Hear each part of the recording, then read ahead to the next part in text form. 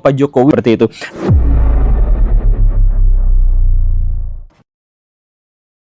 Baraya, saya harap setuju kalau saya menyebutkan bahwa salah satu indikasi dari sebuah negara yang bobrok itu adalah ketika para penegak hukumnya tidak bisa menegakkan hukum, mereka tidak bisa dipercaya oleh publik, dan bahwa mereka justru saling bersaing satu sama lain, saling menjatuhkan satu sama lain untuk mendapatkan posisi, untuk mempertahankan ego, untuk mempertahankan akses mereka terhadap uang-uang haram. Saya tidak berharap sama sekali bahwa Indonesia akan digolongkan menjadi negara yang bobrok dengan kecenderungan-kecenderungan memiliki karakteristik yang seperti itu. Tetapi akhir-akhir ini ada sebuah isu yang sangat besar yang menjelaskan atau yang menarasikan bahwa sejumlah instansi penegak hukum di Indonesia sedang bersengketa satu sama lain. Khususnya dalam hal ini adalah kepolisian versus kejaksaan. Kapan isu ini dimulai? Setidak-tidaknya kita mengetahui tanggal 1 Juli tahun 2026, di mana ada seorang brigadir jenderal polisi, namanya adalah Lalu Muhammad Iwan, itu ditangkap oleh Kejaksaan Agung karena diduga terlibat dalam kasus korupsi MBG, yang sehari kemudian langsung ditetapkan sebagai tersangka dalam kasus yang sama. Dalam ekspektasi saya, seharusnya perwira polisi yang ditangkap ini berkelanjutan dengan penangkapan-penangkapan orang-orang yang terlibat dalam korupsi MBG berikutnya. Kan ini adalah rangkaian peristiwa hukum di mana diketahui ada MBG yang dikorupsi, kemudian Pak Dadan ditangkap, kemudian Pak Sony Sonjaya juga ditangkap, dan Pak Sony Sonjaya kemudian mengatakan ke ruang publik bahwa dia akan menyampaikan, dia akan membocorkan, dia akan memberitahukan orang-orang yang terlibat dalam korupsi MBG ini. Nah, salah satu yang disebut oleh Pak Sony Sonjaya dan kemudian ditindaklanjuti oleh Kejaksaan itu adalah Pak Lalu Muhammad Iwan. Begitu kan? Nah, jadi saya berpikirnya adalah koruptor-koruptor MBG berikutnya itu yang ditangkap gitu. Nah, tetapi yang di luar perkiraan dan ekspektasi saya itu adalah justru tanggal 8 dan tanggal 9 Juli 2026, polisi balik melakukan serangkaian penggerebegan, penggeledahan di beberapa titik yang diduga menyimpan saksi dan barang bukti korupsi. Korupsi Asabri, Krakatau Steel, dan korupsi PLN yang melibatkan Jaksa Agung Muda Tindak Pidana Khusus Jampitsus Pak Febri Ardiansyah. Nah, jadi jaksa menangkap perwira polisi, seminggu kemudian para polisi menangkap atau menggeledah aset-aset yang diduga dimiliki oleh Jampitsus Kejaksaan Agung. Dan di antara titik penggeledahan itu akhirnya ditemukan satu harta karun yang cukup wah gitu ya. Ada sekitar 280 miliar rupiah uang tunai dalam bentuk rupiah, kemudian dolar dan dolar Singapura, ditambah dengan 74 kilogram emas. Bayangkan Baraya, emas sekarang berapa? 1 gramnya ini 74 kilogram emas di satu lokasi yang sama. Dan lokasi itu kemudian dikonfirmasi memang benar-benar rumah pribadi dari Jampitsus Febri Ardiansyah. Nah, bagaimana ceritanya ini ditangkap ini? Ya, kan Baraya mengetahui kemarin-kemarin itu ada pemadaman listrik di Indonesia bergilir gitu ya. Nah, itu menurut Pak Bahlil itu disebabkan oleh pasokan batu bara kita kepada PLTU itu berkurang drastis, dan penyebabnya itu adalah karena ada batu bara yang diekspor keluar. Nah, Pak Jampitsus ini diduga atau dituding terlibat dalam kasus suap di mana orang-orang jahat itu justru malah mengekspor batu bara kita keluar sehingga kita kekurangan bahan bakar untuk pasokan listrik. Nah, ini masalahnya gitu ya. Dan setelah kasus ini bergulir, kan kita tuh langsung berpikir, lah ini polisi sama kejaksaan kok saling bongkar, saling buka kasus. Dan ternyata nggak selesai juga di situ Baraya. Di tanggal 8 itu di Jawa Tengah, Kejaksaan Agung itu mulai melakukan penyisiran terhadap dapur-dapur MBG, SPPG yang dimiliki oleh polisi. Dan di situ tuh sampai ada surat tugasnya di mana mereka tuh harus menyisir dapur-dapur MBG polisi. Dan di hari yang bersamaan, tanggal 8 dan tanggal 9 juga, itu polisi langsung juga mengeluarkan surat edaran kepada para jajarannya untuk kalau mereka diciduk oleh kejaksaan, mereka harus menolak kalau kejaksaan menciduk mereka tanpa prosedur yang jelas. Jadi ada surat edarannya begitu ya. Dan itu juga belum selesai lagi Baraya. Di tanggal 8 itu, 8 Juli 2026, ada surat edaran yang bersifat sangat rahasia, tapi justru malah bocor ke publik. Nomor surat rahasia itu adalah R696-DIP.407-2026 yang isinya adalah bahwa kejaksaan itu memerintahkan untuk meningkatkan kewaspadaan terkait dengan adanya AGHT, ancaman, gangguan, hambatan, dan tantangan yang dapat mempengaruhi pelaksanaan tugas kejaksaan.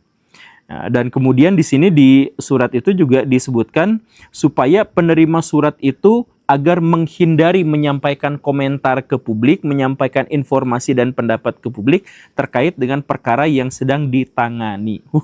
Langsung ada suratnya Baraya. Nah, kemudian puncaknya dalam tanda kutip ya, 9 Juli 2026 subuh-subuh beredar sebuah video yang menampilkan orang-orang TNI, baik yang berseragam militer maupun yang menggunakan pakaian preman, itu mendatangi Polda Metro Jaya.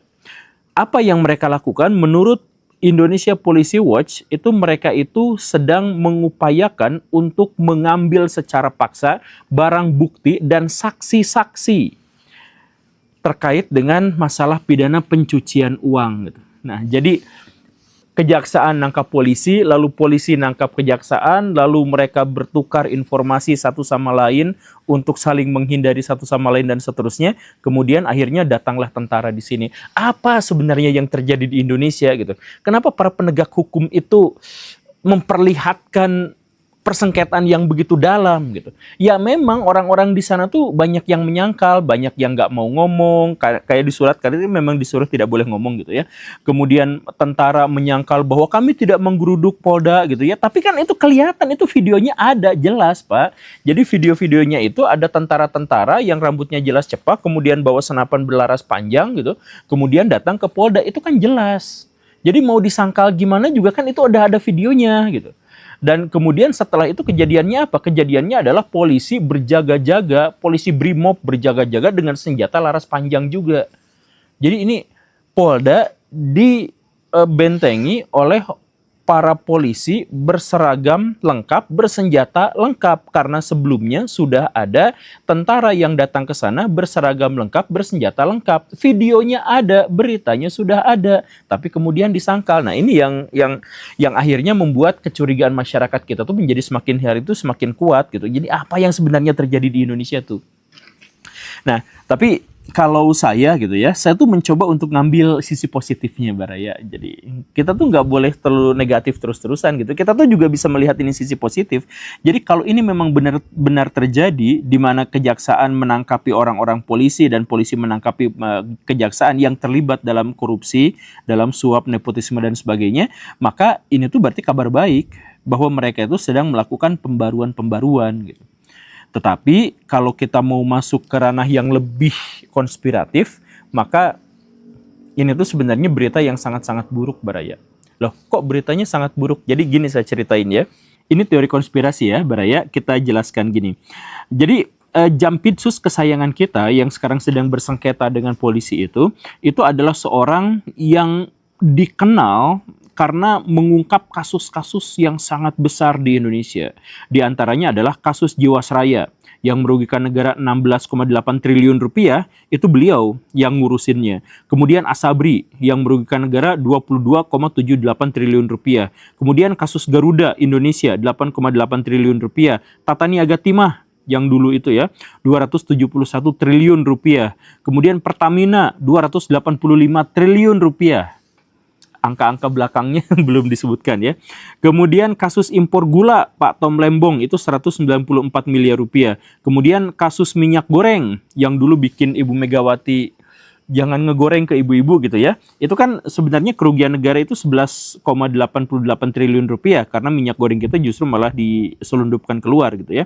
Kemudian korupsi Jaksa Pinangki, gratifikasi ya, itu merugikan negara 580 miliar rupiah. Kemudian Chromebook Nadiem Pak Nadiem Makarim itu 1,57 triliun rupiah dan sekarang lagi ngurusin MBG yang belum selesai. Nah, kasus-kasus besar yang saya sebutkan ini yang Baraya sudah memiliki katalognya dalam imajinasi sebagai korupsi yang paling wah di Indonesia itu, nah yang nangkapnya itu adalah, yang ngurusinnya itu adalah Pak Febri Ardiansyah ini.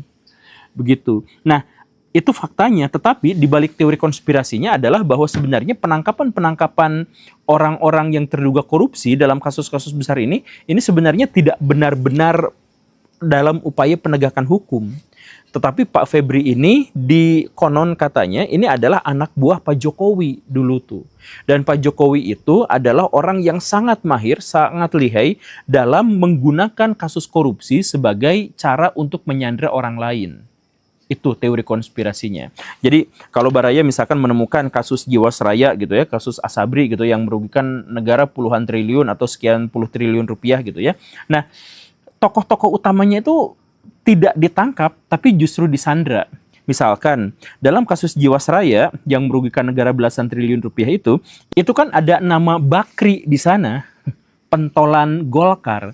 Kemudian Asabri itu juga kan di situ tuh ada nama Erlangga Hartarto yang juga adalah pentolan Golkar gitu. Nah, jadi kasusnya dibuka, kemudian diungkap ke ruang publik, bikin kita semuanya senang karena ternyata koruptor-koruptor itu ditangkap, tapi tidak semua koruptor ditangkap. Justru pentolan-pentolannya itu disandra kepada Pak Erlangga, kepada Pak Bakri gitu ya. Ini dalam versi teori konspirasinya ya. Pak Jokowi itu ngomong, nawar, kalian berdua itu lengser dari Partai Golkar. Kalau tidak mau seperti itu, maka kasus akan dilanjutkan, kaliannya akan kena. Tapi kalau misalkan kalian mau nurut sama saya, maka kroco-kroconya aja yang akan ditangkap. Kaliannya akan aman-aman saja. Begitu konon katanya. Dan itulah sebenarnya jalan untuk memuluskan Pak Bahlil menjadi ketua Partai Golkar. Kenapa harus Pak Bahlil? Karena Pak Bahlil itu adalah anak buah Pak Jokowi. Jadi Pak Jokowi itu bisa menguasai partai-partai politik di Indonesia, konon katanya, adalah dengan cara menyandra tokoh-tokoh besar dalam sejumlah kasus korupsi, termasuk yang barusan itu, dan mereka dibiarkan untuk tetap bebas selama mereka harus mengikuti peraturan-peraturan dan keinginan-keinginan serta hasrat politik dari Jokowi. Begitu ceritanya. Jadi kalau Baraya ketemu sama kasus Pak Nadiem Makarim, kasus Pak Tom Lembong dan sebagainya, ya rangkaian kasusnya itu kurang lebih adalah seperti ini gitu. Nah, ketika Pak Jokowi itu berkuasa, beliau itu kan megang semua perangkat penegak hukum. Ada KPK beliau pegang, kemudian kejaksaan yang barusan ini dipegang juga, kemudian kepolisian dipegang juga dan seterusnya. Kejaksaan ini ya barusan itu bagiannya adalah membongkar-bongkar kasus korupsi yang sangat besar, kemudian untuk menjadi alat untuk menyandera pihak lain gitu. Nah, itu narasinya gitu ya. Nah, tapi begitu pergantian kekuasaan terjadi, ternyata Kejaksaan Agung itu tidak tetap berpihak kepada Pak Jokowi, tapi berpihak kepada presiden yang sedang menjabat. Wajar kan berpihaknya kepada presiden? Ya memang wajar. Nah, tapi ini tuh menghasilkan dugaan-dugaan, potensi-potensi atau kemungkinan-kemungkinan bahwa kejaksaan yang sudah tidak lagi dipegang sama Pak Jokowi ini justru malah membongkar aib Pak Jokowi sebelum-sebelumnya. Bahkan kemarin-kemarin itu Pak Febri ini ketika sudah pergantian rezim, setelah pergantian ke Pak Prabowo Subianto, itu tuh sempat menyebut Pak Jokowi itu 2 kali dalam kasus Chromebook dan kemudian dalam kasus yang saya lupa lagi namanya gitu. Tapi dalam 2 kasus itu disebutkan nama Pak Jokowi. Nah, Pak Jokowi tentu saja menjadi sangat marah. Ini selama ini kejaksaan ini saya gunakan untuk menangkap kasus korupsi yang sangat besar, kemudian saya serahkan kepada masyarakat, sedikit keuntungannya buat saya.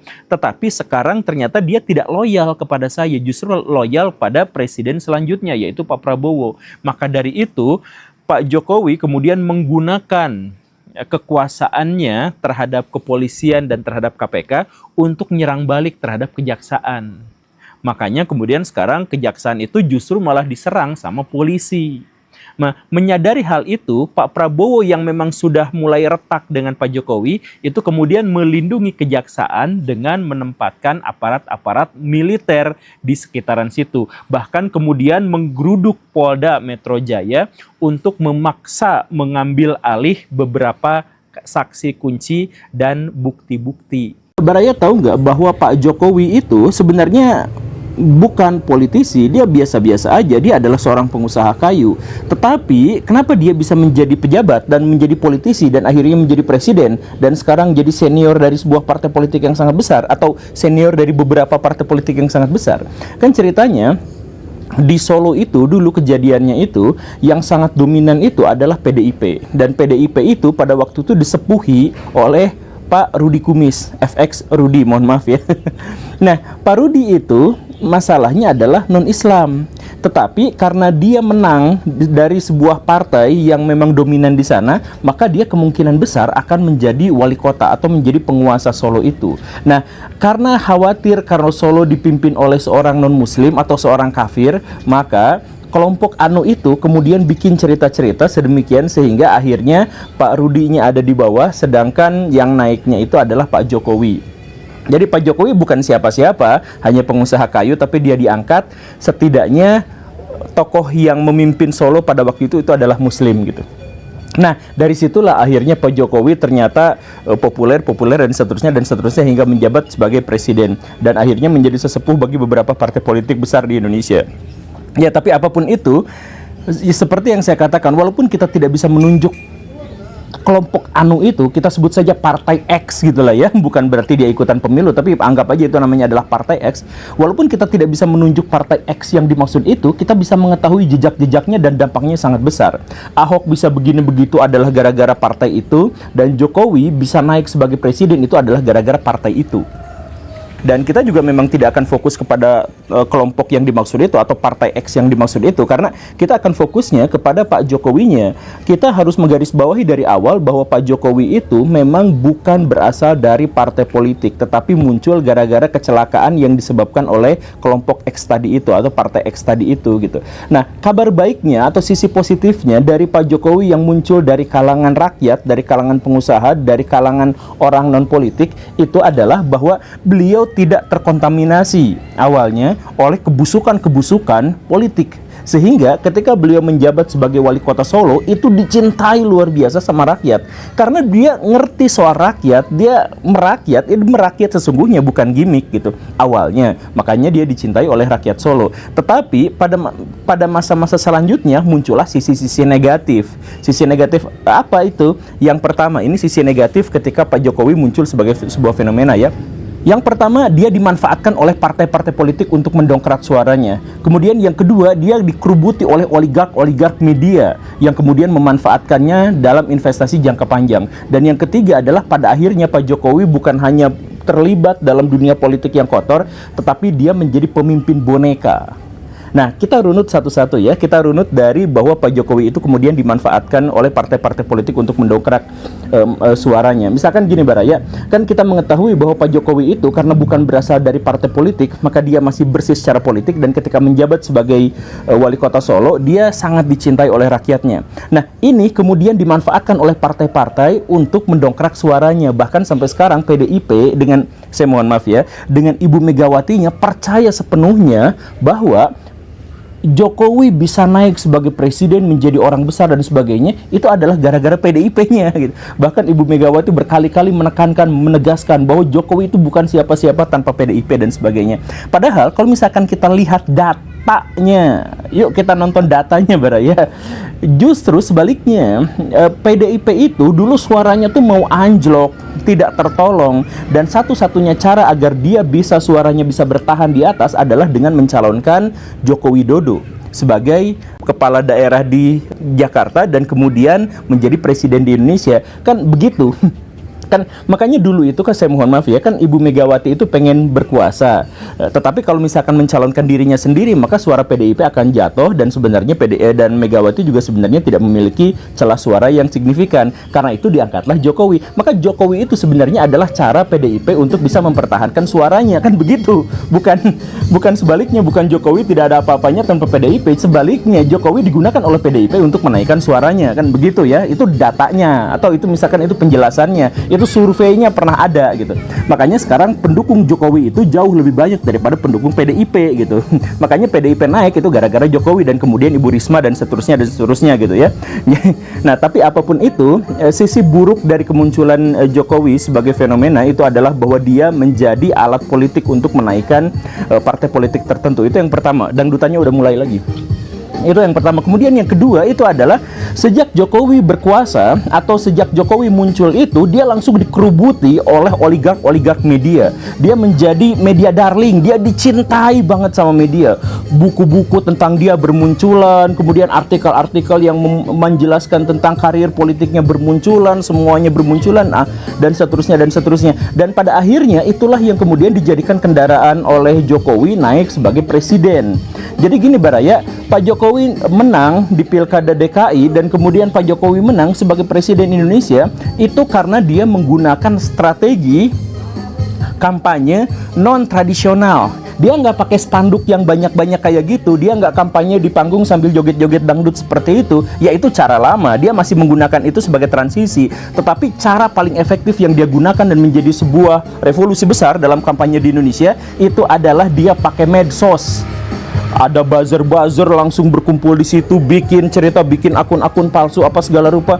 Kemudian di media sosial dia masuk ke situ, di media massa dia menguasai itu apa dan sebagainya. Sehingga orang-orang di generasi baru yang lebih banyak nonton YouTube dan televisi di zaman itu ya, daripada dia harus keliling-keliling lapangan untuk mencari siapa yang kampanye, itu akhirnya tertarik memilih Jokowi. Jadi Jokowi itu bisa menang gara-gara oligark dari media-media yang menguasai Indonesia itu semuanya berpihak padanya, atau kebanyakan berpihak padanya. Kan itu masalah yang kedua. Dan akhirnya apa? Ya media-media itu pada akhirnya mendapatkan investasi jangka panjang dengan berita-berita politik yang selalu hangat dan bombastis berkaitan dengan Pak Jokowi dan lawan-lawan politiknya. Kan begitu ya. Itu yang kedua. Kemudian yang ketiganya itu adalah bahwa pada akhirnya, saya mohon maaf sekali, Pak Jokowi dijadikan sebagai pemimpin boneka. Sekali lagi saya mohon maaf ya, ini tafsiran saya aja.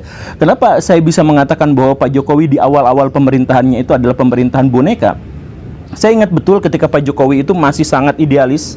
Ketika beliau memimpin Jakarta untuk awal-awal, beliau katakan bahwa saya ingin bikin transportasi massal yang lebih baik agar Jakarta tidak macet. Karena itu maka saya tidak mungkin bikin jalan tol, karena jalan tol itu hanya untuk orang kaya saja, biar jalanannya lancar. Sedangkan yang di bawahnya yang tidak bayar tol, yang fakir miskin itu pada akhirnya harus berjibaku dengan jalan-jalan yang dipenuhi oleh tiang-tiang jalan tol gitu kan. Jadi malah lebih macet lagi. Pak Jokowi pikirnya seperti itu pada waktu itu. Makanya pas awal menjabat sebagai pemimpin Jakarta itu dia idealis, dia nggak mau bikin jalan tol. Semua program-program, semua proyek-proyek yang berhubungan dengan jalan tol itu dihentikan. Tapi tak lama setelah itu tiba-tiba Pak Jokowi mengatakan, oh sekarang saya mau bikin jalan tol. Tepat disitulah menurut saya itu momen dimana Pak Jokowi menyerah dengan idealismenya dan kemudian ikut pada kelompok-kelompok politik yang jauh lebih besar daripada itu. Dan setelah itu apa yang terjadi? Setiap Pak Jokowi mau mengeluarkan kebijakan, baik itu sebagai kepala daerah DKI maupun kepala pemerintahan di Indonesia, beliau itu sedikit-sedikit nanti nunggu restu dari Ibu Mega, sedikit-sedikit nanti saya tanyakan dulu sama Ibu Mega dan sebagainya. Kan begitu. Bahkan dia diam ketika Ibu Megawati mengatakan bahwa Pak Jokowi itu adalah petugas partai. Ya gak jadi masalah statusnya Pak Jokowi di PDIP sebagai petugas partai itu benar. Tetapi kalau misalkan menyebut bahwa Pak Jokowi sebagai presiden itu adalah petugas partai, itu melukai etika konstitusi kita kan, sebenarnya begitu. Ya tapi bagaimana lagi kan, pada akhirnya kita di sini ditunjukkan, didemonstrasikan bahwa Pak Jokowi itu defisit kekuasaan. Pak Jokowi itu krisis otoritas. Dia sebagai presiden dia tidak bisa memimpin dengan baik karena setiap apapun kebijakan-kebijakannya itu harus ditanyakan dengan kelompok yang lebih besar yang ada di belakangnya, atau sponsornya, atau partai politiknya, atau hal yang semacam itu. Kan seperti itu. Dan ini harus kita tegaskan bahwa ini adalah Jokowi periode awal, di mana dia bagaimanapun harus meniti karir sebagai politikus, tetapi meniti karirnya langsung ada di atas. Karena itu ya wajar-wajar saja kenapa beliau bisa menjadi seperti itu. Dia miskin pengalaman, tidak punya koneksi dengan orang-orang besar, dia bisa aja digulir digulingkan dan akhirnya negara menjadi semakin chaos kalau seandainya dia tidak harus sungkem sama orang-orang yang lebih besar di partai politik, kan begitu ya. Nah, tetapi seiring berjalannya waktu, ketika Pak Jokowi sudah menjadi penguasa yang lebih baik, ketika Pak Jokowi sudah dekat dengan partai-partai politik, elit-elit politik, sudah berhubungan secara mantap dengan akses-akses terhadap kekuasaan dan terhadap finansial yang lebih besar dan sebagainya, maka Pak Jokowi itu mulai berani melakukan sesuatu, berani melakukan tindakan-tindakan yang besar. Tapi tindakan-tindakan yang dimaksud itu agak cenderung berlebihan dan otoriter gitu. Kalau misalkan Baraya cek, ada periode di mana Pak Jokowi itu benar-benar menjadi otoriter, menjadi tegas, menjadi misalkan anti terhadap kritik. Ada kondisi di mana Pak Jokowi itu kemudian anti terhadap oposisi, atau ada waktunya di mana Pak Jokowi itu misalkan atau orang-orang yang ada di sekelilingnya itu menggunakan undang-undang ITE gitu, yang karet itu misalkan untuk menjebak pihak lain dan sebagainya. Ada masanya yang seperti itu. Memang Pak Jokowi ini menunjukkan apa? Transformasi. Jadi Pak Jokowi yang awalnya itu adalah seorang junior yang baru masuk kampus, kemudian dipelonco sama kelompok-kelompok yang lebih besar, kemudian dia mulai cerdas, mulai hebat, mulai baik, mulai berkuasa, sehingga dia masuk ke jadi pengurus himpunan yang seperti itu. Nah, dan setelah itu apa yang terjadi? Sekarang Pak Jokowi sudah benar-benar bertransformasi menjadi pemimpin yang jauh lebih besar, jauh lebih agung, jauh lebih hebat, sehingga beliau waktunya untuk bikin dinasti. Coba lihat misalkan Baraya yang sekarang ya, kalau PDIP kita sudah tentu saja mengetahui bahwa itu adalah ladangnya Pak Jokowi. Tetapi kita misalkan melihat PSI, partai yang katanya anak muda, tetapi segala sesuatu yang berhubungan dengan spanduk dan berhubungan dengan kampanye atau sosialisasi PSI itu pasti dikait-kaitkan dengan Pak Jokowi. Ada Jokowiisme, kemudian ada tegak lurus dengan Pak Jokowi atau apa yang segala rupa gitu ya.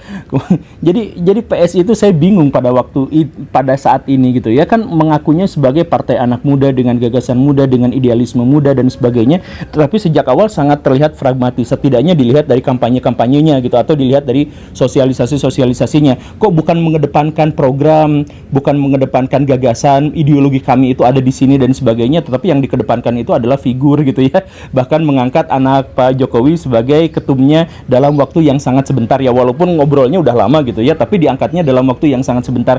Saya nggak tahu ini jangan-jangan memang sudah menjadi partai politik milik Pak Jokowi gitu ya. Kemudian kita juga mengetahui misalkan anak Pak Jokowi yang lain itu yaitu Pak Gibran itu sekarang menjadi calon wakil presiden yang diusung oleh Partai Golkar, yaitu juga berarti dari Partai Golkar. Ini kan Pak Gibran itu orang PDIP dan itu adalah anaknya Pak Jokowi, tetapi yang mencalonkannya itu adalah Golkar. Ini mirip-mirip kasusnya seperti Pak Budiman Sujatmiko gitu, yang kader PDIP tapi mendukung Pak Prabowo. Ini lebih buruk lagi karena ini langsung jadi bakal menjadi calon presiden dari Partai Golkar tapi menyertai Pak Prabowo, tapi dia adalah kader PDIP gitu ya.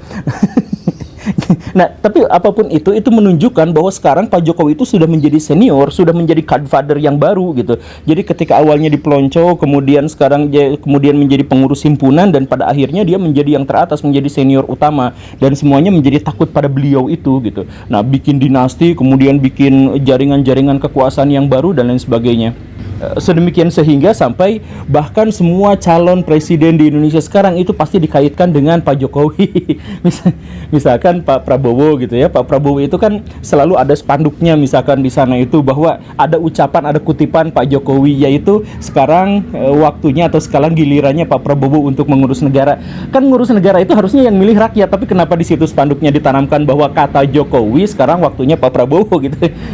Jadi kan sebenarnya secara etika konstitusinya ini bermasalah, tetapi apa boleh buat lah, itu kan cuma spanduk gitu ya. Tapi bahkan Pak Prabowo pun sekarang mendompleng nama Pak Jokowi untuk melanjutkan gitu ya. Pak Ganjar ya tentu saja ini juga melanjutkan. Ada foto Pak Ganjar kalau sosialisasi di spanduk gitu ya, terus di belakangnya ada foto Jokowi dan ada Ibu Megawati.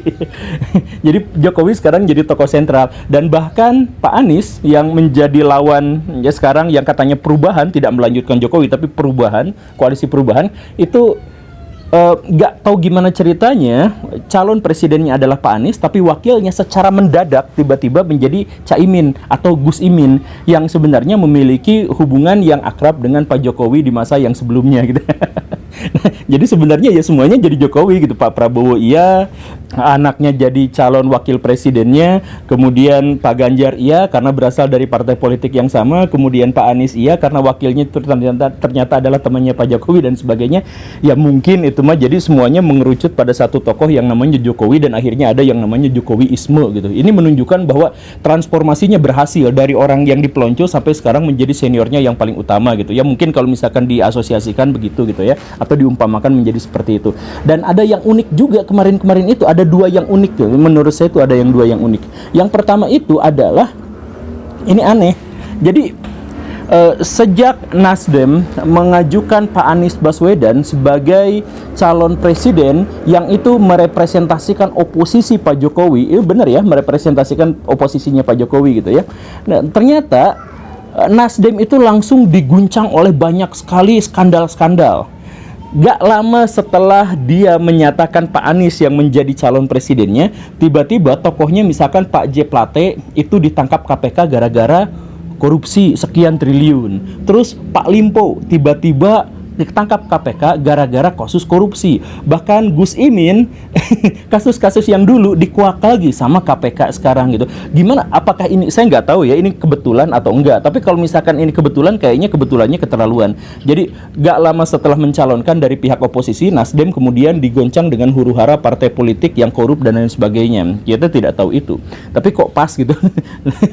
Dan ternyata sekarang juga KPK-nya juga bermasalah karena ketuanya sekarang ternyata juga ada intrik begini dan begitu dan diselidiki juga sama polisi. Jadi penegak hukum diselidiki sama penegak hukum yang lain dan kita tidak tahu penegak hukum mana yang lebih bersih daripada yang lain. Ya tapi sudahlah, tapi intinya bermasalahnya di situ gitu. Dan ada masalah yang lainnya, ada kebetulan yang lain lagi, yaitu bahwa kemarin MK itu kemudian memutuskan bahwa Pak Gibran boleh saja menjabat sebagai calon wakil presiden atau boleh saja menjadi calon presiden karena walaupun usianya tidak pas, tetapi beliau sudah pernah menguasai satu daerah tertentu atau sudah berkuasa di satu daerah tertentu. Jadi kan keputusan MK itu adalah calon presiden dan wakil presiden di Indonesia itu minimal berusia 40 tahun dan atau sudah pernah menjadi kepala daerah. Nah ini Pak Gibran kan sudah. Jadi intinya adalah begini ya. Ini mah pikiran saya ya, tafsiran saya. Kalau misalkan beda pendapat ya silahkan aja. Tapi tafsiran saya adalah kan Gibran itu mau berkuasa tetapi terhalangi oleh konstitusi bahwa usianya harus segini-segini dan sebagainya. Nah, bukannya Pak Gibrannya yang mundur, konstitusinya yang dirombak, yang dirubah gitu. Jadi kalau misalkan ada masalah dengan saya, aturannya yang dirubah, bukan saya yang harus didisiplinkan sesuai dengan peraturan, kan seperti itu. Ya kurang lebihnya begitulah ya. Saya nggak tahu benar atau salahnya dan pertimbangan-pertimbangan mungkin mereka lebih benar, kan ahli, mereka tuh ahli gitu ya. Ahlinya ahli gitu, profesor apa segala rupa, mungkin juga mereka lebih paham soal tata negara. Tapi agak kebetulan juga dan sepanjang yang saya tahu dalam konstitusi negara itu, jadi gini, konstitusi itu bukan menjadi sebuah pesanan dari satu kelompok tertentu. Idealnya begitu. Maksudnya kalau sekarang ada keputusan MK yang berubah, nah maka itu akan berlaku untuk periode selanjutnya, bukan periode sekarang. Kalau misalkan periode sekarang ya kelihatan banget kan itu demi kepentingannya gitu. Misalkan di Amerika Serikat ada perubahan konstitusi setiap saat, tapi perubahan itu adalah untuk pencalonan presiden berikutnya, bukan untuk yang